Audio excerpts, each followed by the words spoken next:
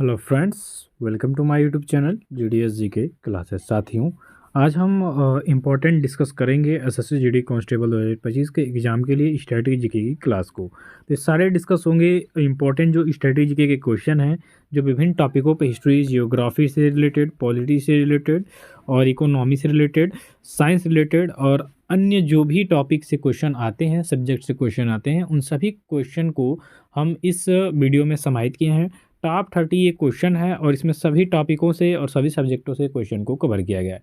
तो वीडियो के लास्ट तक बने रहिएगा। वीडियो पसंद आए तो लाइक कमेंट शेयर करिएगा, चैनल को सपोर्ट करिएगा। फर्स्ट क्वेश्चन से स्टार्ट करेंगे। कौटिल्य के अर्थशास्त्र में किस पहलू पर प्रकाश डाला गया? अब एक बात याद रखिए, अर्थशास्त्र पुस्तक के रचयिता कौन है सबसे पहले ये समझिए। तो अर्थशास्त्र पुस्तक के रचयिता है कौटिल्य, ठीक। विष्णुगुप्त भी इनका नाम है, याद रखिएगा। और चाणक्य, ठीक है, चाणक्य। ये तीनों एक ही व्यक्ति का नाम है, कौटिल्य, चाणक्य और विष्णुगुप्त। तो कौटिल्य के अर्थशास्त्र की बात की गई है कि इसमें किस पहलू पर प्रकाश डाला गया साथियों। तो जो अर्थशास्त्र है इसमें इकोनॉमी की जगह आपका पॉलिटी डाला गया, यानी कि राजनीतिक नीतियां जो हैं ये आपके चाणक्य की जो अर्थशास्त्र पुस्तक है इसमें आप राजनीतिक नीतियों के बारे में देखेंगे लिखा हुआ, यानी जो प्रकाश डाला गया है जिस पहलू पे वो आपकी राजनीतिक नीतियां हैं। तो यहाँ पे आपका ऑप्शन नंबर सी करेक्ट होगा। इसके बाद आप आगे बढ़ेंगे कि फायान किसके शासनकाल में भारत आया था। फायान की यहाँ पे पूछ रहा है, तो सबसे पहले चीनी यात्री जिसका नाम था फायान, ठीक है, ये भारत आता है और किसके शासनकाल में आता है? तो चंद्रगुप्त द्वितीय के शासनकाल में, यानी कि बी ऑप्शन यहाँ पे आपका करेक्ट हो जाएगा कि फायान आपके चंद्रगुप्त द्वितीय के शासनकाल में भारत आया था। तो यहाँ पे आपका ऑप्शन नंबर बी करेक्ट हो जाएगा। इसके बाद आप देखेंगे नेक्स्ट क्वेश्चन में कि ऋग्वैदिक आर्यों का मुख्य व्यवसाय क्या था। तो ऋग्वैदिक आर्यों का यहाँ पे आप मुख्य व्यवसाय देखेंगे तो ऋग्वैदिक आर्यों का मुख्य व्यवसाय था पशुपालन, यानी जो ऋग्वैदिक आर्य जो थे ये क्या करते थे साथियों? तो ये आपके पशुओं का पालन करते थे। वही आपका हड़प्पा सभ्यता से पूछ ले कि हड़प्पा सभ्यता के लोगों का मुख्य व्यवसाय क्या था, तो इनका व्यवसाय था व्यापार, ठीक है, व्यापार। व्यापार जो था ये सिंधु घाटी सभ्यता के लोगों का मुख्य व्यवसाय था। और ऋग्वैदिक आर्यों का मुख्य व्यवसाय क्या था? तो पशुपालन। ये दो चीज़ों से क्वेश्चन आपके एग्जाम में पूछे जाते हैं, या तो आपका ऋग्वैदिक पूछ देगा आर्यों का, या पूछ देगा हड़प्पा सभ्यता के लोगों का मुख्य व्यवसाय, ठीक। तो आप याद रखिएगा, ऋग्वैदिक आर्यों का हो जाएगा पशुपालन और हड़प्पा सभ्यता में हो जाएगा व्यापार, ठीक है। आगे देखेंगे तो आगे के क्वेश्चन में आपका दे रहा है कि जैन ग्रंथ कल्पसूत्र के रचयिता कौन है। अब देखिए, जो जातक ग्रंथ है ये आपके बौद्ध धर्म से संबंधित हो जाएगा, और जैन धर्म का जो सबसे महत्वपूर्ण पुस्तक है वो आपका कल्पसूत्र है, और इसके रचयिता के बारे में पूछ रहा है। तो जैन ग्रंथ जो कल्पसूत्र है इसके रचयिता आप देखेंगे तो ये आपके भद्रबाहु हैं, ठीक। यहाँ पे आपका डी ऑप्शन करेक्ट हो जाएगा कि भद्रबाहु ने कल्पसूत्र की रचना की है, यानी जैन ग्रंथ कल्पसूत्र के रचयिता भद्रबाहु जी हैं। तो डी ऑप्शन यहाँ पे आप करेक्ट करेंगे, ठीक है। अब नेक्स्ट क्वेश्चन की तरफ चलेंगे हम लोग। तो नेक्स्ट क्वेश्चन में आपका आ जाएगा, नंद वंश के पश्चात मगध पर किस राजवंश ने शासन किया। अब नंद वंश की बात करेंगे तो नंद वंश का जो आखिरी शासक था वो भी समझिए घनानंद था, ठीक। घनानंद बहुत ही अत्याचारी और क्रूर शासक था, लेकिन बहुत ही मजबूत भी था, ठीक है।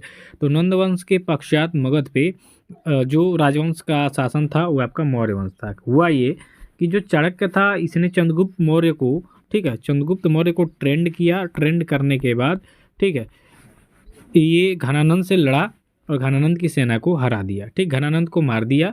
और यहाँ पे तख्ता पलट करके नंद वंश को ख़त्म करके चंद्रगुप्त मौर्य ने मौर्य वंश की नींव रखी थी, ठीक है। किसके सहायता से साथियों? तो चाणक्य की सहायता से, कौटिल्य के सहायता से, ठीक। किसने? तो चंद्रगुप्त मौर्य ने। तो नंद वंश के बाद किसने शासन किया? तो ये आपका मौर्य वंश हो जाएगा, यानी कि यहाँ पे आपका सी ऑप्शन करेक्ट हो जाएगा। इसके बाद है अल्पना किस राज्य की पारंपरिक लोक कला शैली हो जाएगी।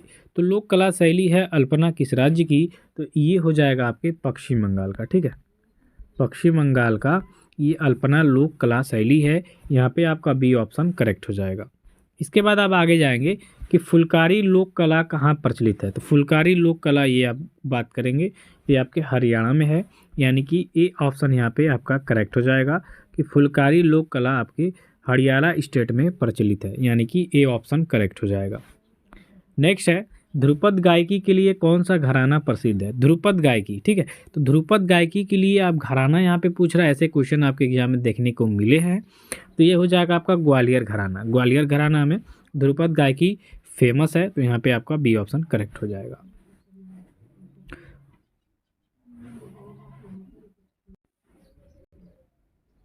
इसके बाद एक सुप्रसिद्ध ठुमरी गायिका गिरिजा देवी का संबंध आपके किस घराने से हो जाएगा? तो सुप्रसिद्ध ठुमरी गायिका गिरिजा देवी का जो संबंध हो जाएगा, ये हो जाएगा आपके बनारस घराना से। देखिए, ये गिरिजा देवी वाला क्वेश्चन काफ़ी बार आपके एग्जाम में पूछा है, तो इनका याद रखिएगा, इंपॉर्टेंट है ये। नेक्स्ट क्वेश्चन है, निम्नलिखित में से कौन एक विकल्प सही सुमेलित नहीं है? तो यहाँ पे कुछ वाद्य यंत्र दिए गए हैं, उनसे संबंधित वादक हैं। तो इनमें अमजद अली खान, भीमसेन जोशी, कंठे महाराज, बिरजू महाराज। तो यहाँ पे एक विकल्प जो होगा ये सही सुमेलित नहीं होगा। तो बिरजू महाराज जो कि कथक नृत्यज्ञ हैं, ठीक है, ये बांसुरी वादक नहीं है। तो यहाँ पे आपका डी ऑप्शन करेक्ट होगा कि ये जो है आपका जोड़ा सही सुमेलित नहीं है। बाकी आपका सही है। अमजद अली खान सरोद से संबंधित हैं, भीमसेन जोशी गायन से, और कंठे महाराज आपके तबला से। लेकिन बिरजू महाराज कथक नृत्यांगन हैं, ये बांसुरी से संबंधित नहीं है, ठीक है। आगे देखिए, पुंचई कहाँ की पारंपरिक पोशाक है? तो पुंचई की बात करेंगे तो पुंचई हो जाएगी आपकी मिजोरम की, यानी कि सी ऑप्शन यहाँ पे आपका करेक्ट हो जाएगा। इसके बाद है आपका महात्मा गांधी राष्ट्रीय समुद्र उद्यान आपका कहाँ स्थित है? तो महात्मा गांधी राष्ट्रीय समुद्र उद्यान की अगर जो हम यहाँ पे बात करते हैं तो ये आपके पोर्ट ब्लेयर में स्थित हो जाएगा, यानी कि डी ऑप्शन यहाँ पे आपका करेक्ट हो जाएगा, पोर्ट ब्लेयर, ठीक। महात्मा गांधी राष्ट्रीय समुद्री उद्यान आपके महात्मा गांधी राष्ट्रीय समुद्री उद्यान पोर्ट ब्लेयर में स्थित है। इसके बाद आप देखेंगे कि बांदीपुर राष्ट्रीय उद्यान, ये क्वेश्चन आपके एग्जाम में पूछा था, अभी यूपीपीसीएस के एग्जाम में भी ये क्वेश्चन आया था। तो बांदीपुर राष्ट्रीय उद्यान की बात कर लेंगे तो ये आपके हो जाएगा कर्नाटक में, ठीक है, यानी कि सी ऑप्शन यहाँ पे आपका बिल्कुल करेक्ट हो जाएगा। बांदीपुर राष्ट्रीय उद्यान आपके कर्नाटक स्टेट में स्थित है। इसके बाद हम आगे के क्वेश्चन में देखेंगे कि किस राज्य में ऊपरी गंगा नदी रामसर साइट स्थित है। तो ऊपरी गंगा नदी रामसर साइट की अगर हम यहाँ पे बात करते हैं तो ये आपके उत्तर प्रदेश में स्थित हो जाएगा। यहाँ पे आपका ऑप्शन नंबर बी करेक्ट हो जाएगा, उत्तर प्रदेश। कि किस राज्य में ऊपरी गंगा नदी रामसर साइट स्थित है? तो हो जाएगा आपके उत्तर प्रदेश में। नेक्स्ट क्वेश्चन है, इटली की मुद्रा निम्न में से क्या है? तो इटली की मुद्रा की अगर हम यहाँ पे बात करते हैं तो इटली की मुद्रा हो जाएगी यूरो, यानी कि ए ऑप्शन यहाँ पे आपका करेक्ट हो जाएगा कि इटली की मुद्रा हो जाएगी इसमें क्या?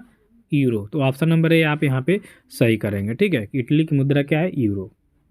चलिए नेक्स्ट क्वेश्चन है, भारतीय संविधान के किस अनुसूची में पंचायती राज संस्थाओं का प्रावधान है?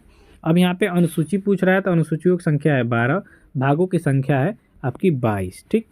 तो भारतीय संविधान के किस अनुसूची में पंचायती राज संस्थाओं का प्रावधान है?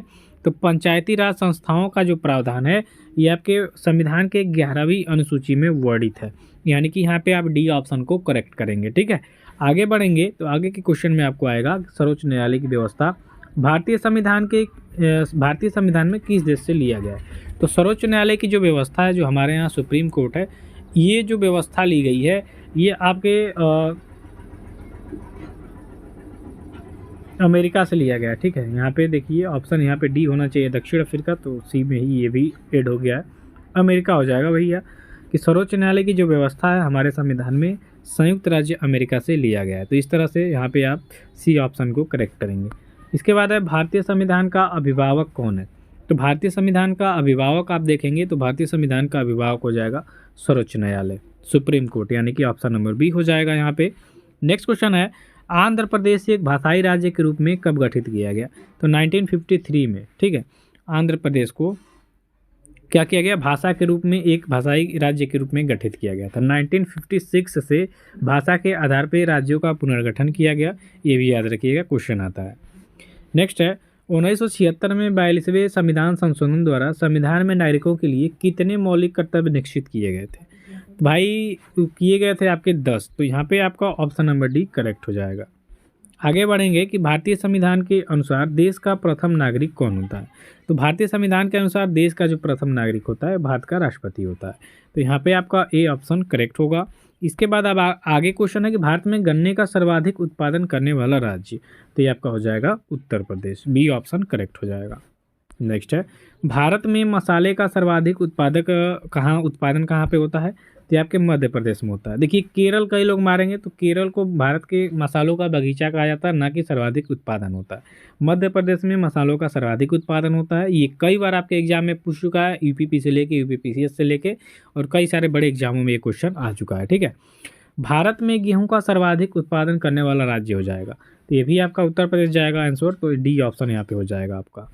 नेक्स्ट है शंकरलाल गुरु समिति का संबंध आपसे पूछ रहा है, तो शंकरलाल गुरु समिति का संबंध हो जाएगा कृषि विपणन से, यानी कि सी ऑप्शन करेक्ट होगा। इसके बाद है भारतीय सब्जी शोध संस्थान आपका कहाँ पर स्थित है, तो भारतीय सब्जी शोध संस्थान ये आपके है वाराणसी में, तो यहाँ पे आपका डी ऑप्शन करेक्ट हो जाएगा। नेक्स्ट क्वेश्चन है सरदार सरोवर परियोजना किस नदी पर स्थित है। सरदार सरोवर परियोजना की बात करेंगे तो ये आपके नर्मदा नदी पे स्थित है, बी ऑप्शन करेक्ट हो जाएगा। नेक्स्ट है निम्न में से किस राज्य में प्रत्यावर्ती मानसून का अधिक प्रभाव होता है, तो प्रत्यावर्ती मानसून का अधिक प्रभाव आपके होता है कहाँ पे, तो ये होता है आपके तमिलनाडु में, यानी कि ए ऑप्शन करेक्ट होगा। सरिस्का पक्षी विहार कहाँ अवस्थित है, ये आपके राजस्थान में हो जाएगा, डी ऑप्शन यहाँ पे आपका करेक्ट होगा। लावा के प्रवाह से किस मिट्टी का निर्माण होता है, तो लावा के प्रवाह से होता है काली मिट्टी का निर्माण, यानी कि सी ऑप्शन करेक्ट हो जाएगा।